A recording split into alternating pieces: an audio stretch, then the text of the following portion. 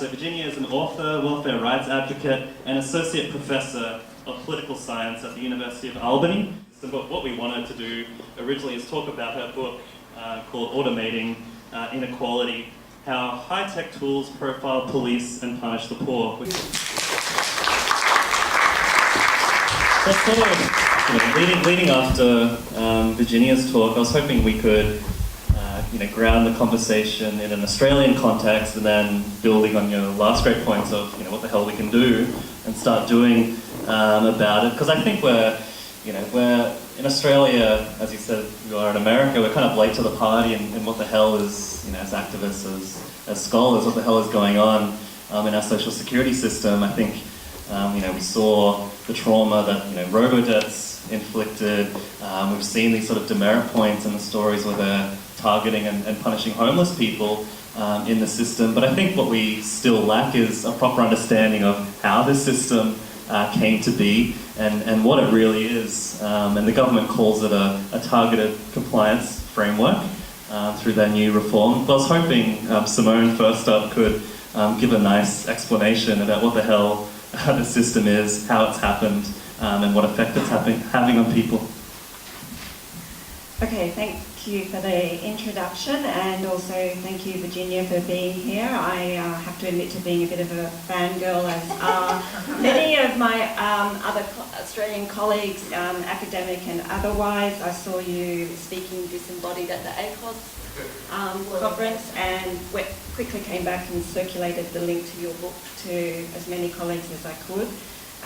Thank you for the concepts that you've introduced us to. I really like the digital poorhouse idea. A few things that we will be able to continue to use here in Australia as we continue to discuss and negotiate our own welfare administration mechanisms. So what I wanted to do really just to sort of link what Virginia said to the Australian context is some thinking that I've been doing around the way that employment services are used as a mechanism to administer welfare rationing in the form of welfare conditionality. And as many of you here who are unemployed would already know, those mechanisms are administered as active labour market programs, and they're mechanisms throughout the process in employment services that effectively operate to ration resources. So one of the primary mechanisms is the streaming tool. It's called the Job Seeker Classification Instrument. I think it rolls off the tongue almost as nicely as the classification instrument you mentioned before. And now this is supposed to be a tool that measures basically complexity of people getting jobs.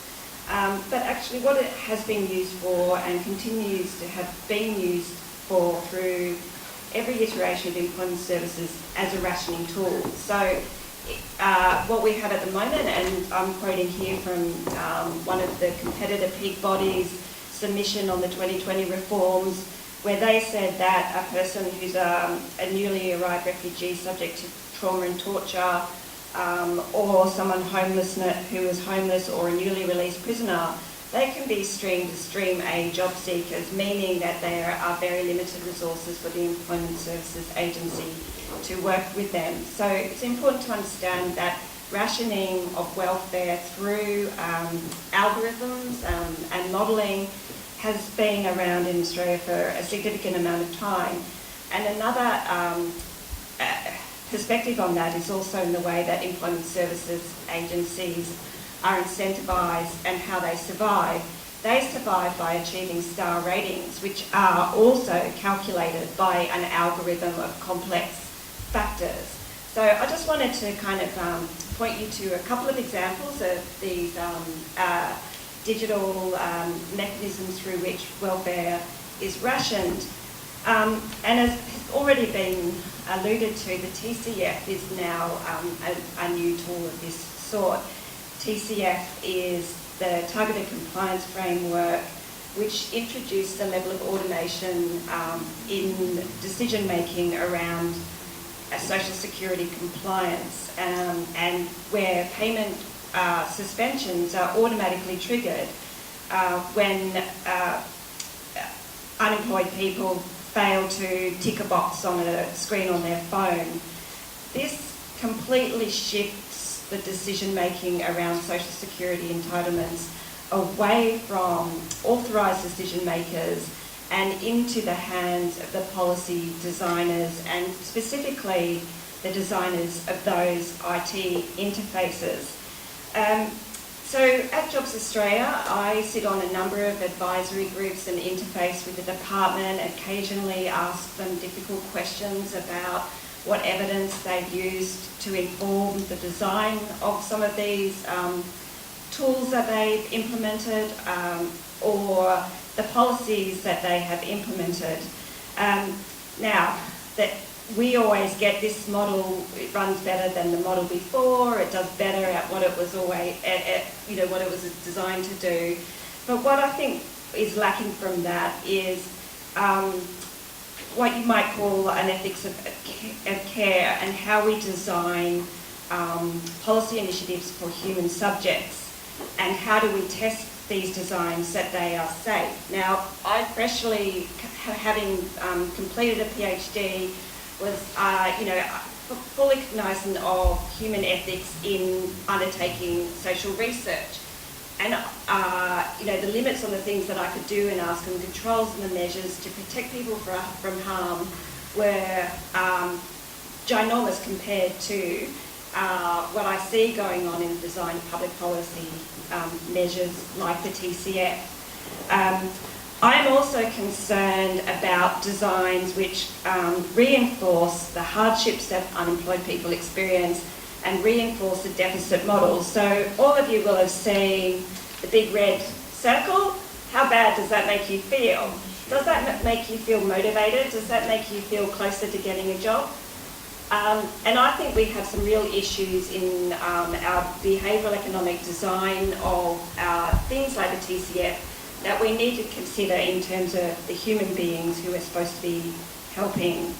And finally, just on the TCF itself, I see what has happened here, and interesting to compare different initiatives in different countries, but it's basically shifted a whole lot of transaction noise from the Centrelink decision-making process to become a whole lot of transaction noise that goes on between a job seeker and employment service agency, and that is manifesting as a lot more aggro at the street level. You only have to look at the job active Senate inquiry submissions to see that even employment services agencies are saying this is creating a lot more conflict at the street level. Meanwhile, the departments of human services and jobs save money over here because they are the ones who are no longer dealing with that traffic.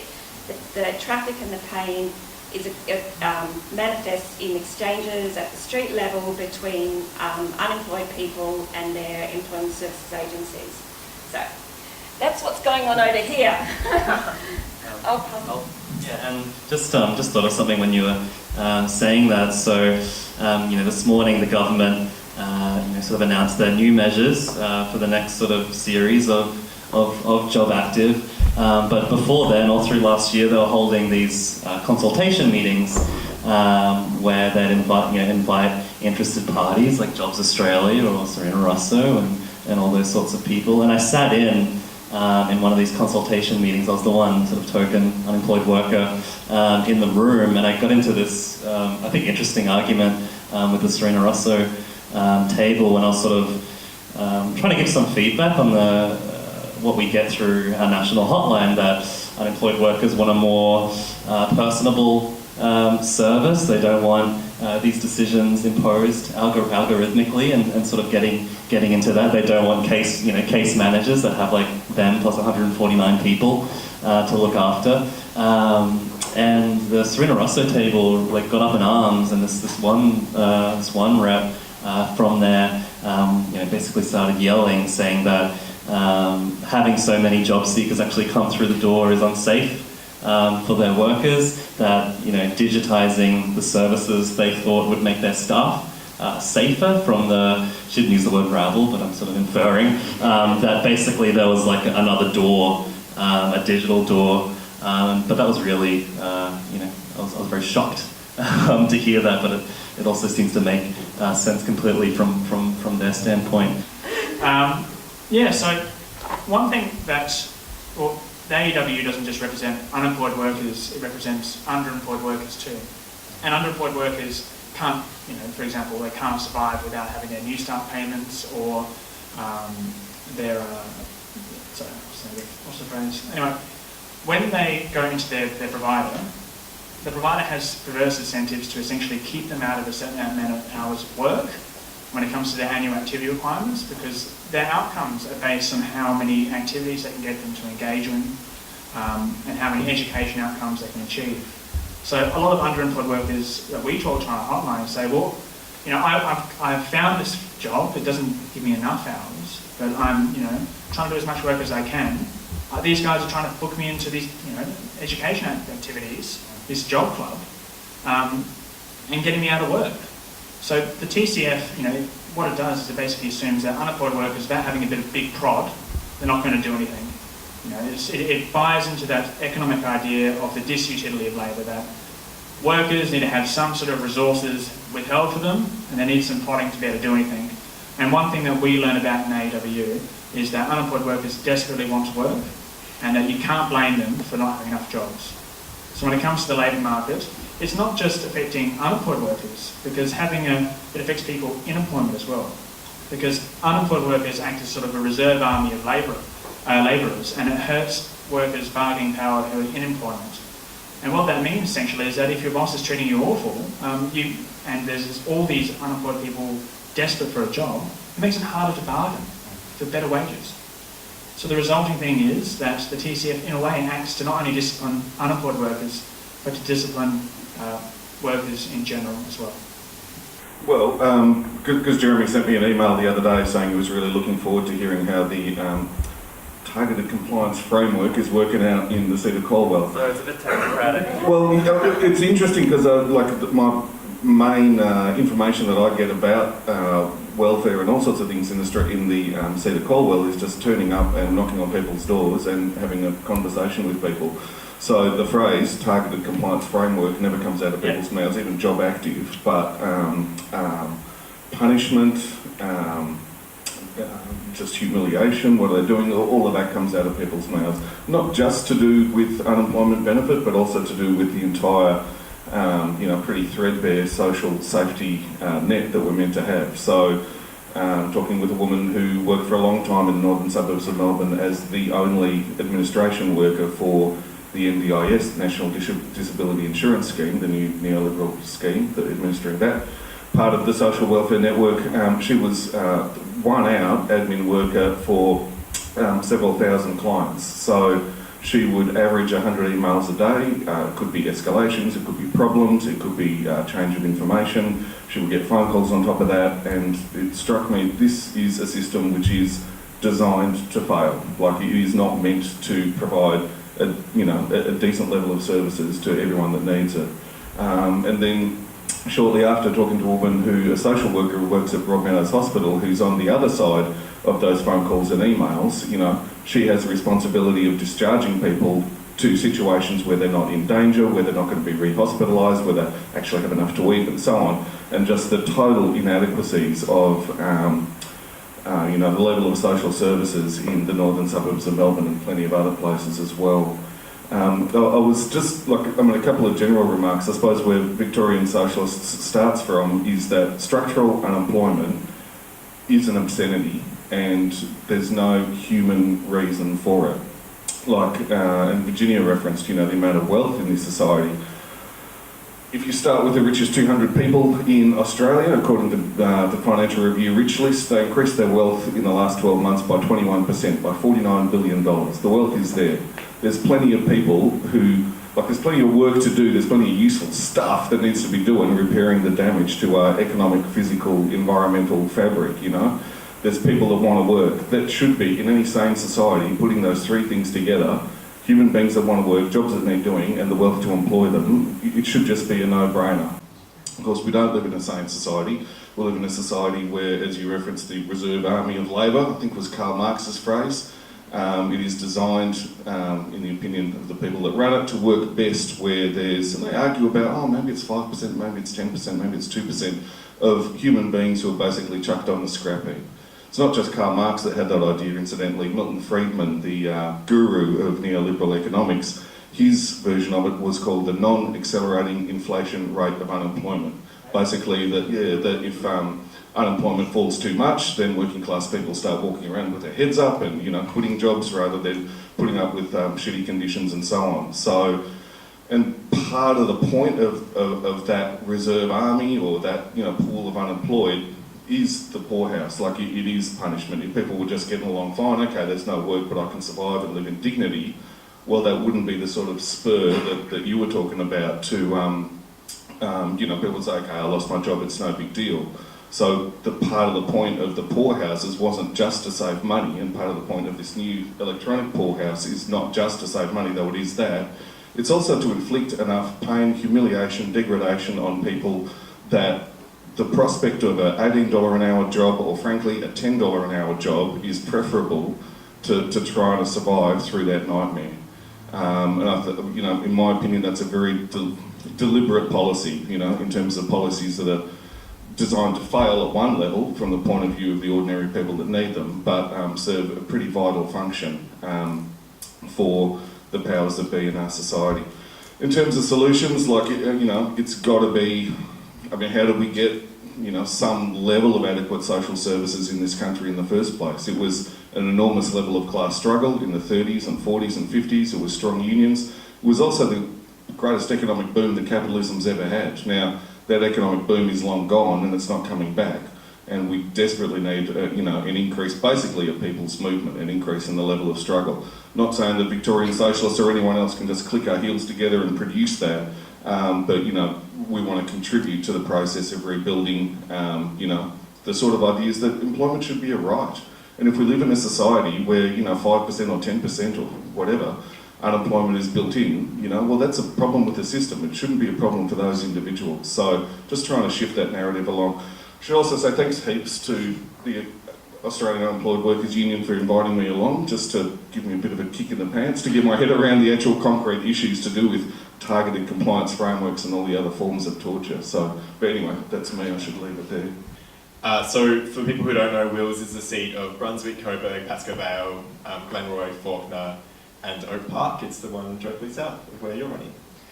So my name's Adam, I'm the Greens candidate there. It's a Labor Greens marginal seat, and when we're talking about kind of Ash's question at the start and we're talking about political change, it is, I'm kind of just ignoring your question. I'll get back to it, sorry. Yeah, you're a real politician. That's all I want to talk about, isn't it? But thinking of that question, now is the federal election year. We have a federal election in about 8 weeks' time, and so it has been really inspiring for me to see that when the robo-debt program started rolling out, it did get massive media attention, and that was because there were activists who were speaking out, and also because so many people who were directly affected and targeted by that program contacted their MPs' offices, often out of desperation and fear because they've been issued these $2,000 or $3,000 debts, or in some cases more. And these are people who are still existing or still living off New Start or youth allowance, and in no possible way could they afford to pay off that amount of money. And so they turned to anywhere they could for help, and I was working at Adam Bandt's office at the time that started rolling out, and just the level of calls that came into that office of people saying, can you help me? This would destroy me if I had to pay it back, but also the stress and the burden that this has put on me.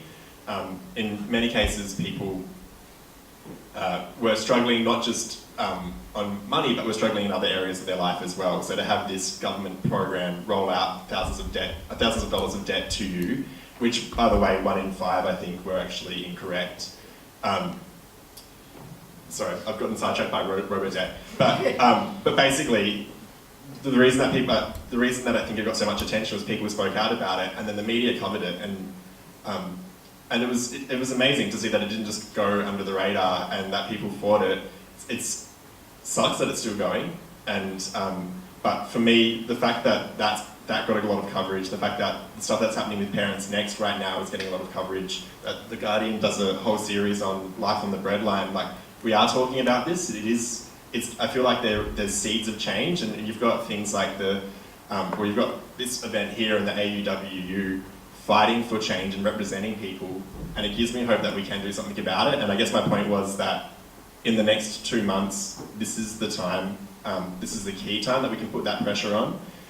We can elect people who will actually take the place of Labor and Liberal politicians who have been in charge of successive governments of rolling out this punitive welfare system that we have here in this country. And you know, I'm not going to lie, that's a hard job. In some seats it's easier than others. But B, we can also make sure that it is an election issue and that whatever government is formed after the next election, probably a Labor government, hopefully a Labor government with independents and Greens holding them to account on issues like this, we can force them to create change. I think it's utterly shameful that the Labor Party has committed not to raise the rate of New Start, but to a review that in 18 months' time they may raise the rate of New Start, when people who are living on New Start and on youth allowance are condemned to a life of poverty right now. We need to raise the rate of New Start by $75 a week and youth allowance. And they haven't committed to scrapping work for the dog, which is a program that, again, is just part of this punitive welfare system that we have, forcing people. We are the second wealthiest country in the world. We have the resources for everybody to live a good life if we decide that it's politically what we want. So many people in this room want that. It's a matter of forcing our political parties to stop demonising groups of us, whether it be people seeking asylum, whether it be poor people, whether it be trans or gender diverse or gay people, trying to distract us amongst ourselves for the slim pickings, this austerity politics that you've talked about, while they do the interests and the bidding of their big corporate donors. In fact, I think Serena Russo was a donor of the Labor Party, the Liberal Party, and that's one of the biggest job service providers, or at least the founder was. Anyway, my point is, it's a convenient thing for many politicians, successive Labor and Liberal governments, to demonise people who are struggling to make ends meet, or who are unemployed or searching for a job. I think the stat is there's 1 job for every 15 job seekers, right? So it's not people's fault that they don't have a job. And it doesn't have to be that way. We can hold them to account to stop demonising us. We can also get big corporate money out of politics so that they actually have to act in the public interest, our interest, not their big corporate donors' interest. So I've kind of talked a little bit about what some of the Greens policies are there. Raise the rate of New Start by $75 a week. This is something that, like, the Business Council of Australia wants the New Start risen. Even John Howard. Even John Howard wants to raise it. How can the Labor Party not, if John Howard is calling for it, commit to increasing it as soon as they form government, which hopefully will be in May this year.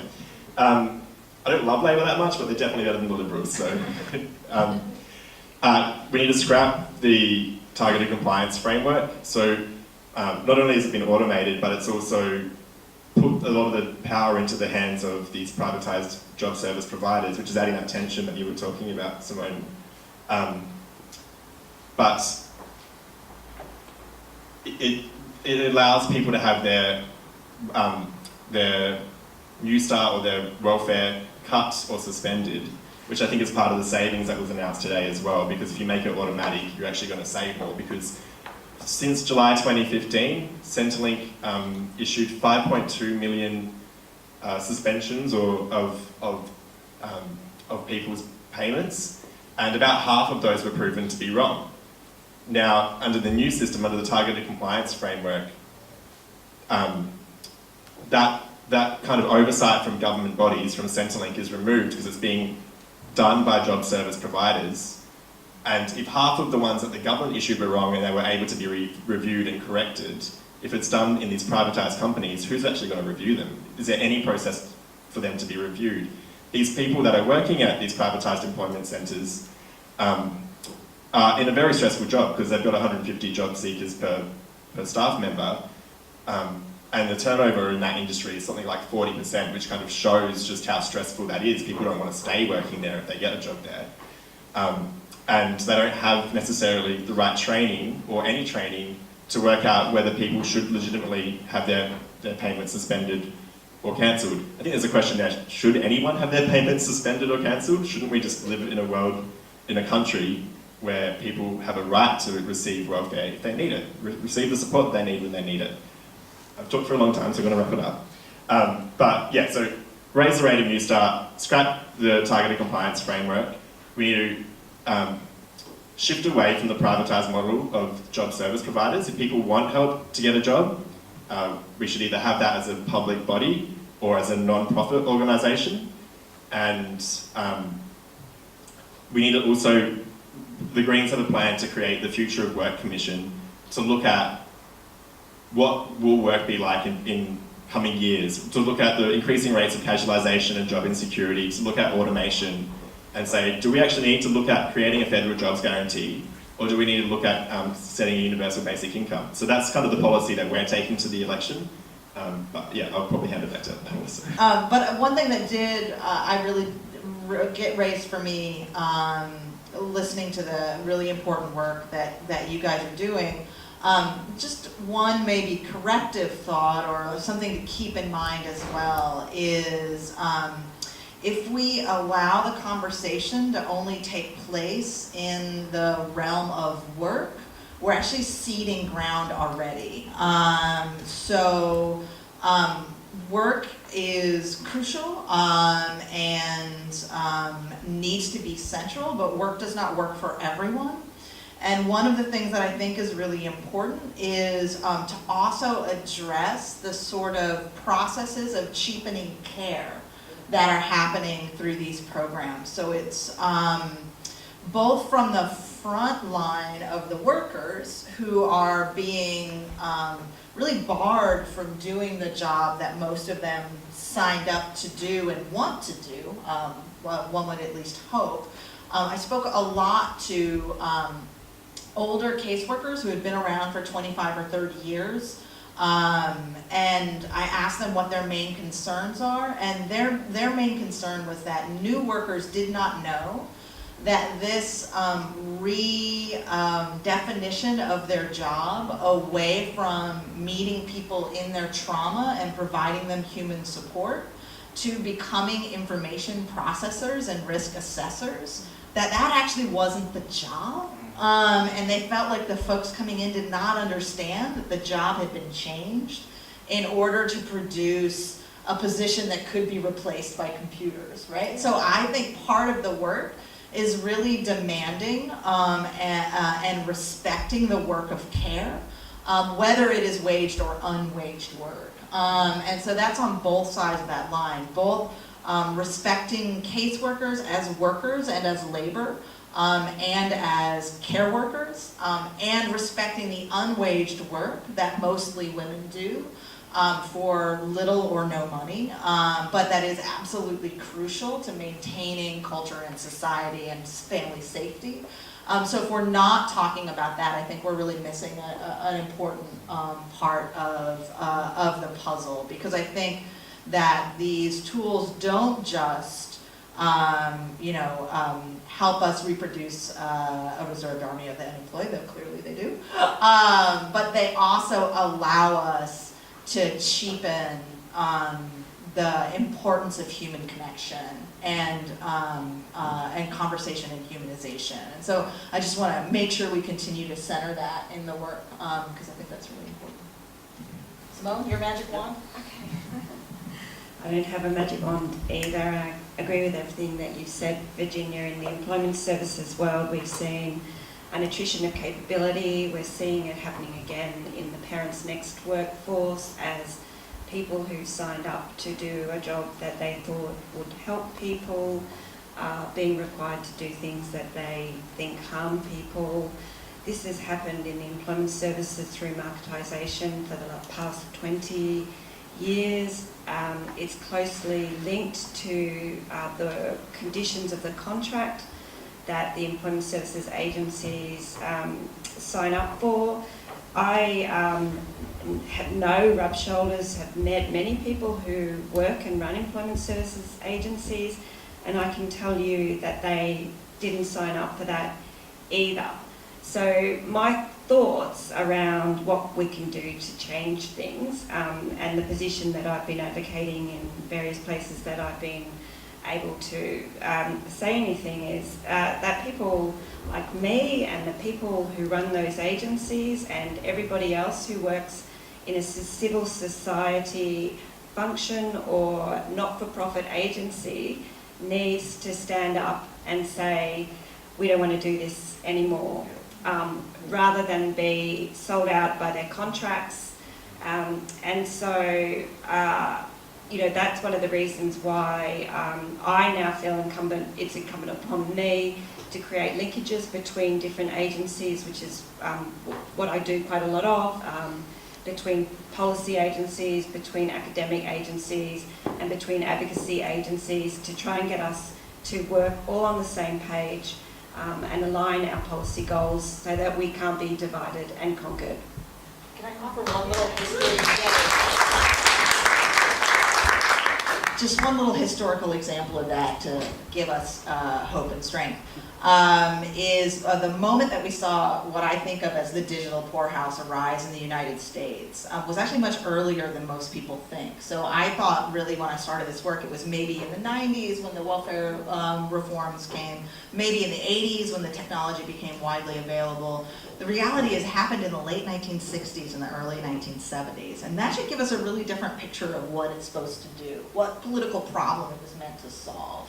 And what was happening at that moment in the United States is there was a huge, active, and successful welfare rights movement that was pushing frontline caseworkers to find their souls. And in 1968, because the welfare rights movement was doing things like organizing applicants to demand their rights, was writing guidebooks like the guidebook that I just saw that you guys have, was sitting in and having to be dispersed by police officers on horseback. 8,000 frontline caseworkers in New York City walked out of their jobs not to protect their own employment contract, but to loosen regulations for applicants so it would become easier for them to access the resources they were entitled to and deserved. And the next year is when they started the digitizing the process. And that's because that alliance is such an unsettling force, was so possibly dangerous to the system as it was, that's when they started to take discretion away from caseworkers. So that's really hard work, but it's possible, it's happened before, it can happen again right now.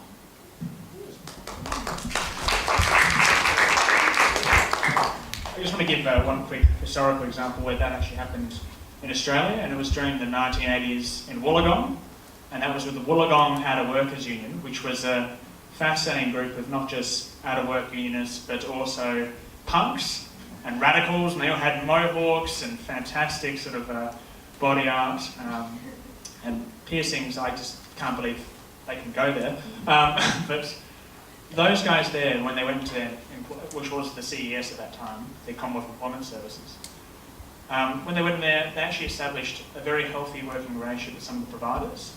And what happened there is that it got to a certain point where one of the people who was actually one of the key organisers there, Nick Southall from Wollongong University, he used to go in and actually give little presentations to unemployed workers about the Wollongong Out of Workers Union, and he worked in sort of cohorts with the service provider there to try to put a positive image forward about what to actually do about unemployment in the local community, and to use this opportunity to educate them not just about unemployment, but about history too, and even art history, radical art history. So, you know, that's a powerful alliance when unemployed workers and providers come together and they actually try to agitate, try to cause some change. Man, that's a deadly force. So, anyway, thank you, guys. Tonight, but I just wondered where you got the figure of about 1/5 of the robo-debts being incorrect.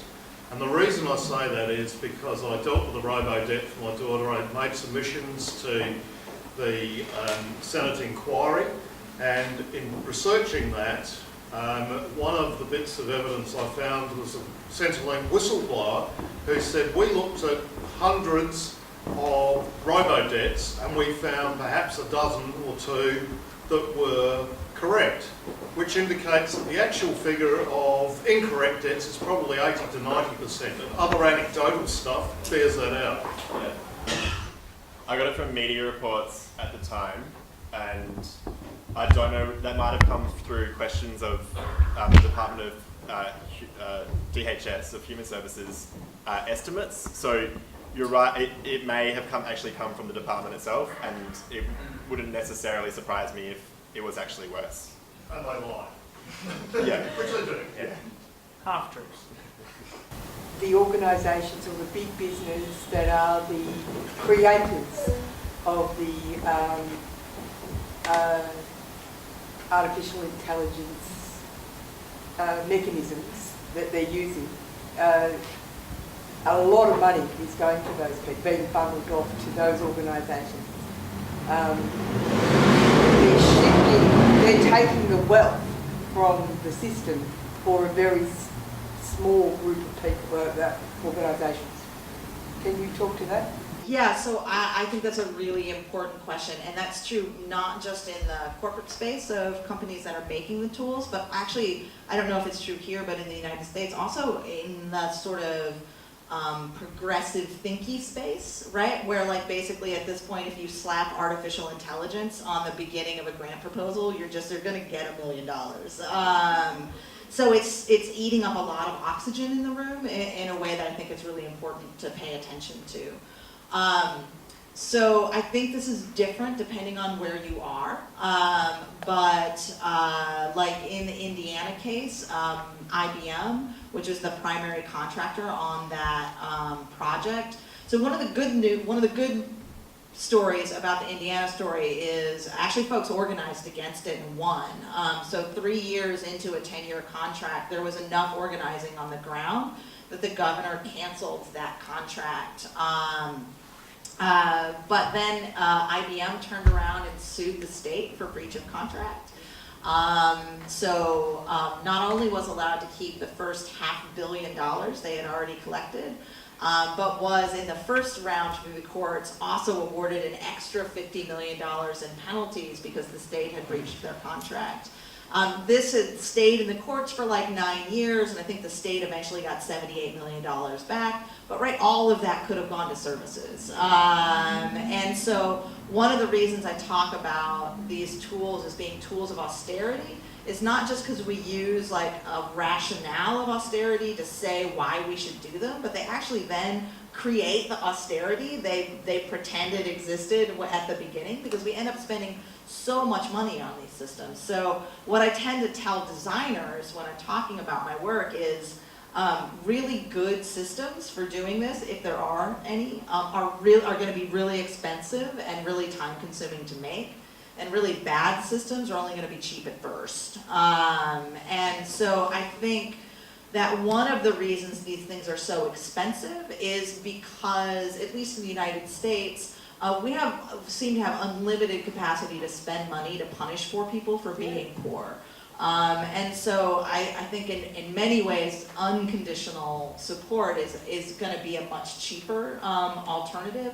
But this is huge business. It's huge business for the IBMs. It's huge business for companies like Palantir that are connected to to defense, but also sort of step into work in the social services space.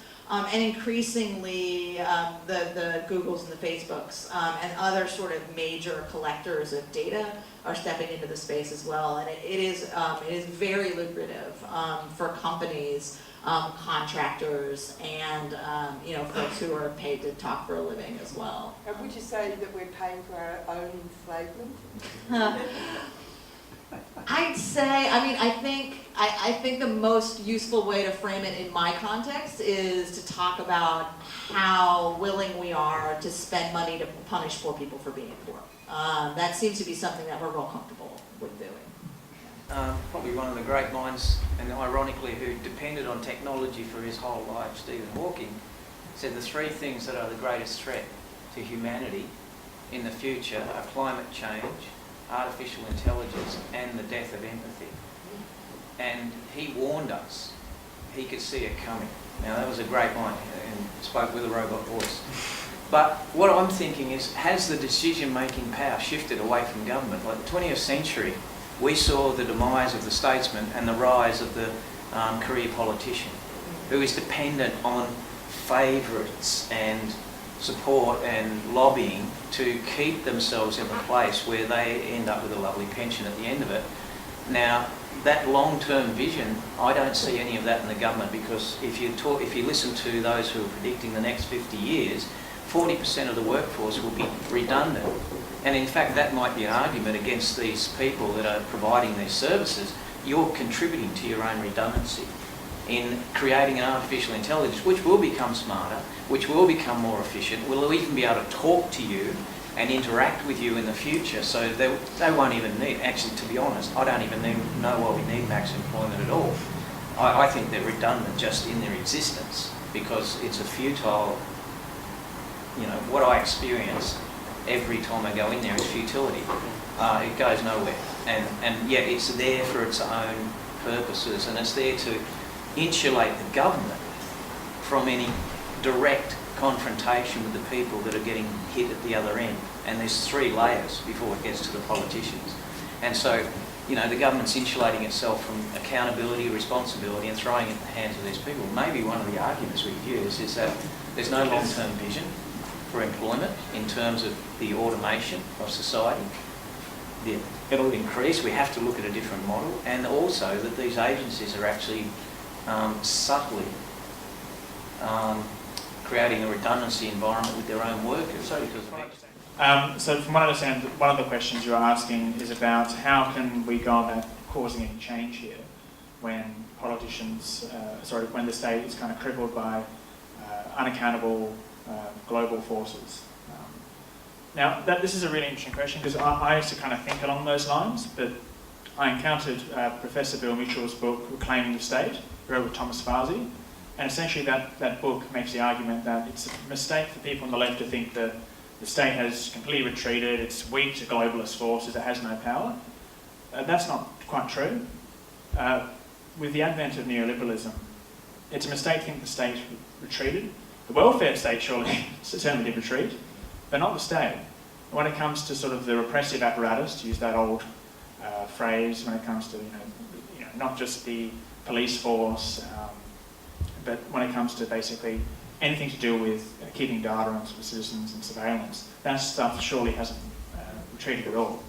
And when it comes to the ability of the government to, when there's a crisis, to intervene to the economy to stabilise, economic crisis, that power hasn't been taken away. We saw that with the GFC.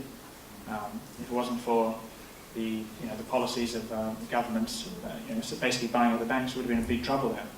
So I actually think there is a lot of power for states to actually intervene and cause change, especially through a federal job guarantee where the government acts as an employer of last resort, offering jobs to anyone who wants to work. So the question is the will of the government to do that. You need pressure. You need pressure and you need education. Most people think that your tax money funds the government, which is not true. That's not how the economy works. There's a fantastic theory called modern monetary theory, which isn't a brand new theory about how money works. It is just a description of how money works in a sovereign issuing government. And the idea actually does go back to good old Marx in Capital, Volume 1. He understood that money is something, if it's created by a sovereign and that they issue their own currency, therefore the government can't actually run out of money. It has to basically manage inflation, so not to print too much money and therefore cause the currencies for circulation to lose its value. The aim of taxation is actually to delete currency out of the system so people's purchasing power doesn't outweigh the flow of supply. So, yeah, that was a totally irrelevant point, sorry. I just love talking about MMT. She's been very patient. Oh, I'm sorry.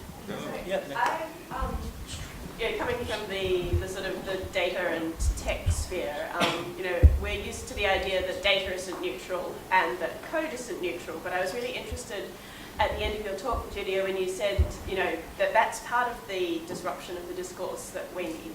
But the other bit of that is that neutrality isn't necessarily desirable. And I was wondering if you could talk a little bit more to that, because I find that a really fascinating idea.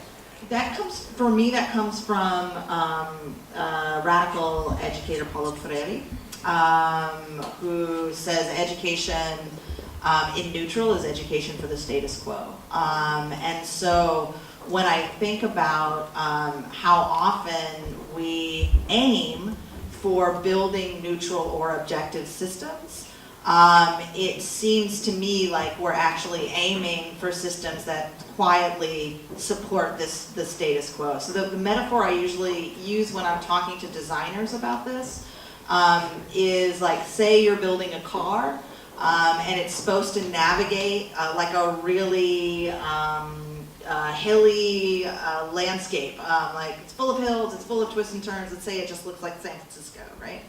So you're going to build this car, and you build it in neutral. You build it with no gears. Then you put it at the top of Telegraph Hill, and you just sort of like start going.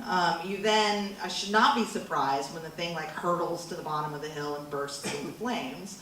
The reality is we need to build equity gears into these tools from the beginning, or they will subtly and often not so subtly amplify and automate the inequality that already exists in our landscape. So we have to build tools that can actually navigate the landscapes of inequality we currently live on. And those tools can't be neutral. What's the book? You can't be neutral on a moving train, right? Like, you can't build those tools in neutral. You have to build them with equity gears that actually represent the best of our values. So not just efficiency, not just cost savings, but things like dignity and self-determination and due process and care, that all of equity, that all of those things need to be built in on purpose from the very beginning. So I just have a question about sort of corporate data or private data and the potential future role. You've talked a lot about government collected data and some of the bias in that. I guess the amount of corporate data that's collected in us is orders of magnitude greater than government data. Is there anything in your work that you've seen of how that might interplay with future algorithms, or ways in which we need to be aware of that or future-proof against that? Actually quite explicit in choosing not to engage with the commercial stuff. There's a lot of really smart people who have written about that. Sophia Noble's Algorithms of Oppression, I'd say, is a really good version of that. Kathy O'Neill's Weapons of Math Destruction does some of that as well.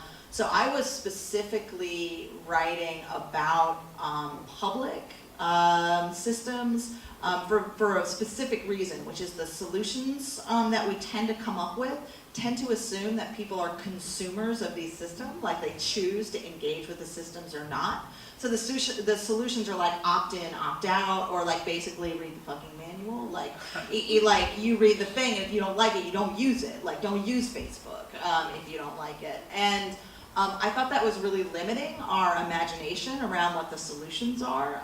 So in all of the cases that I look at, it's really hard to say that people are truly voluntarily engaging with these systems. And so it allowed me to talk about these systems as systems of social control and not just systems of commercial exploitation. And I feel like that opens up really different conversations.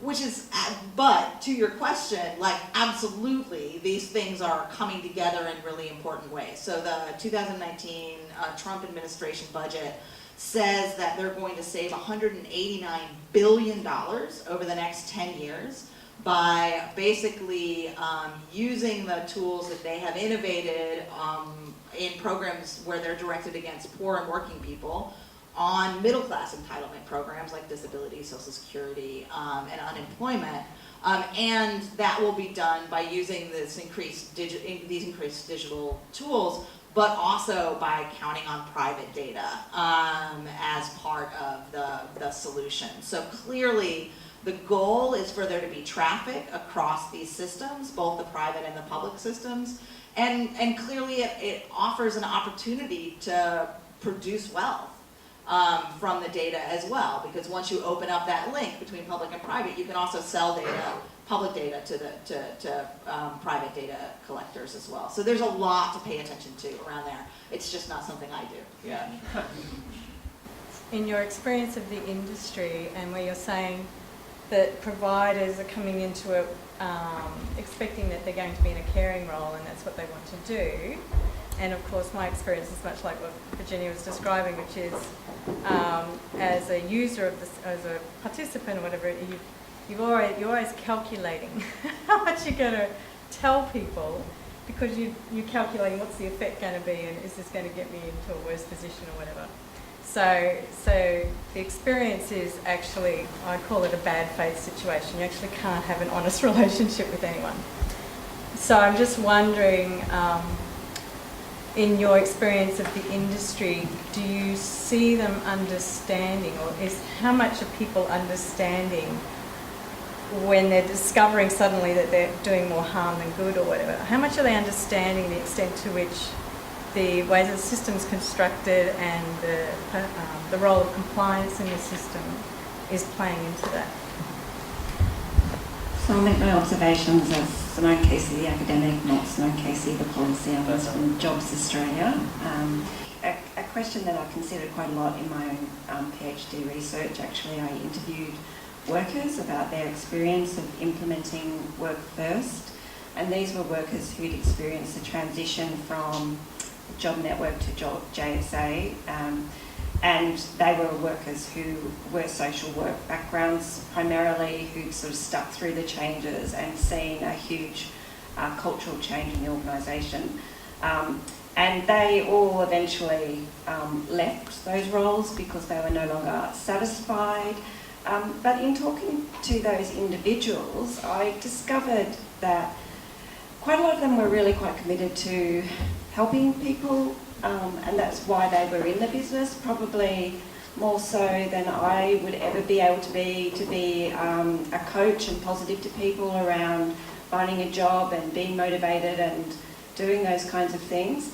So I think what we've experienced is an attrition of capability, and that is continuing to the present day. There's a 40 to 60% turnover in the workforce. It's indicative of the fact that people who want to help people are not happy in those jobs. And I hear it's luck of the draw when you go into an employment service agency, who you get, and then the extent to which you trust what you're telling that person. There's distrust in the relationship because of the threat of sanction. And although I might be a slightly dissenting voice from some colleagues at Jobs Australia, we have some new people who are coming from the AOD world, and they're saying, well, you know, mandating treatment for people, making that a condition of their payment, none of this stuff is going to work. So I think, you know, we need to open up our perspectives on the complexity of people's lives and how to establish those trust-based relationships in employment services. And as we move towards the new model, of course there's risks in the digitisation, but if we get the investment back in the human service relationship, we will have better employment services. And anybody who doesn't want to participate in that relationship-based service, that's fine, go off and do your own thing. If somebody's participating in a relationship-based service, then it should be a real relationship-based service based on trust.